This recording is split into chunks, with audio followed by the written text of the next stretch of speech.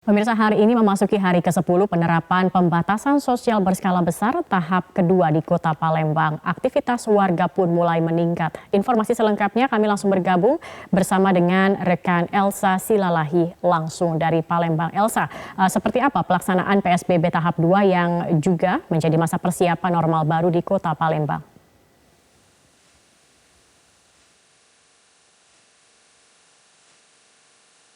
Berskala besar tahap kedua di Kota Palembang, Sumatera Selatan. PSBB tahap kedua ini juga dikatakan oleh pemerintah Kota Palembang menjadi persiapan menuju tatanan kehidupan normal yang baru atau new normal. Pantauan kami sejak PSBB tahap kedua ini diterapkan, aktivitas warga juga meningkat seiring dengan mulai beroperasinya berbagai sektor yang ada di Kota Palembang, seperti di sektor usaha, baik itu di mal, kemudian di pasar, di pertokoan, di tempat makan, dan juga di perhotelan. Ini sudah mulai dibuka, namun dengan jam operasional selama 7 jam. Mereka juga diminta tetap mengutamakan dan juga menerapkan protokol kesehatan penanganan COVID-19. Selain di sektor usaha, sektor lain juga yang mulai beroperasi yaitu di sektor pendidikan, namun ini hanya dikhususkan bagi tenaga pendidik ataupun guru yang berstatus aparatur sipil negara. Mereka harus diwajibkan masuk ke sekolah pertanggal 3 Juni 2020 untuk melakukan pengawasan dan juga terkait dengan perkembangan belajar siswanya masing-masing.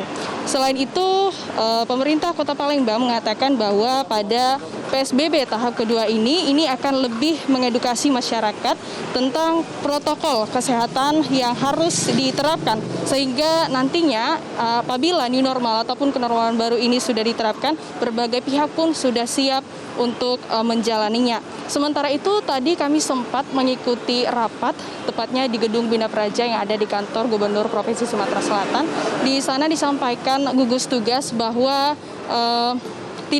ia mengatakan bahwa tidak perlu buru-buru untuk menerapkan new normal atau kenormalan baru, karena ini harus benar-benar memastikan bahwa penanganan COVID-19 sudah dilakukan secara maksimal di masing-masing daerah. Kemudian penyebaran COVID-19 ini harus sudah mengalami penurunan secara signifikan, serta masyarakatnya juga tingkat kepatuhannya untuk menerapkan protokol kesehatan COVID-19 ini sudah tinggi. Ia juga mengingatkan bahwa salah satu lokasi yang menjadi kontribusi penyebaran COVID-19 yaitu berada di pasar, karena memang masih minimnya pengawasan antar pedagang maupun antar pedagang dengan pembeli, karena masih minimnya mereka untuk menerapkan protokol kesehatan. Dan berikut wawancara selengkapnya dari gugus tugas penanganan percepatan COVID-19 Brigjen TNI Purnawirawan Antoni Simangora. Saat ini adalah proses prakondisi atau sosialisasi di daerah. Jangan tergesa-gesa melaksanakan new normal, ya. Nah, kebanyakan di daerah-daerah itu berlomba-lomba kan, ayo kita new normal dan sebagainya. Karena ada persyaratannya, Pak, new normal. Nanti akan saya sampaikan. Nah, kalau new normal ini salah di dalam mengambil langkah-langkah, maka ini, Pak, pengalaman ini, flu Spanyol tahun 1918 yang membuat masyarakat terdampak signifikan adalah gelombang kedua. Zakia. Ya, Elsa, kemudian bagaimana dengan perkembangan kasus COVID-19 di Palembang hingga saat ini?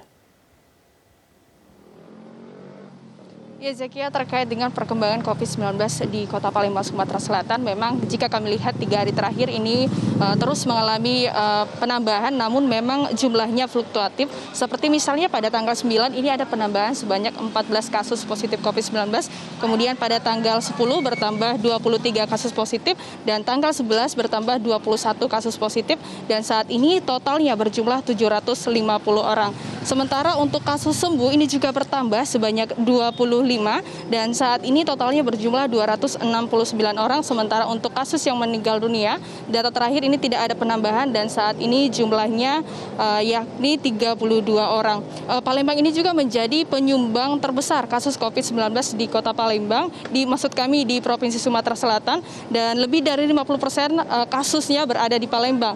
Dan untuk jumlah keseluruhan kasus COVID-19 di Sumatera Selatan, yakni berjumlah 1.271 orang, sementara untuk kasus sembuh ini berjumlah 539 dan kasus meninggal dunia bertambah, maksud kami tidak ada penambahan dan saat ini totalnya berjumlah 48 orang. Kasus positif di Provinsi Sumatera Selatan ini merupakan penyumbang terbanyak di kasus positif di Pulau Sumatera maksud kami, dan juga menjadi peringkat ke-7 tertinggi di Indonesia setelah Kalimantan Selatan, Jawa Tengah, Sulawesi Selatan, Jawa Barat, Jawa Timur, dan DKI Jakarta.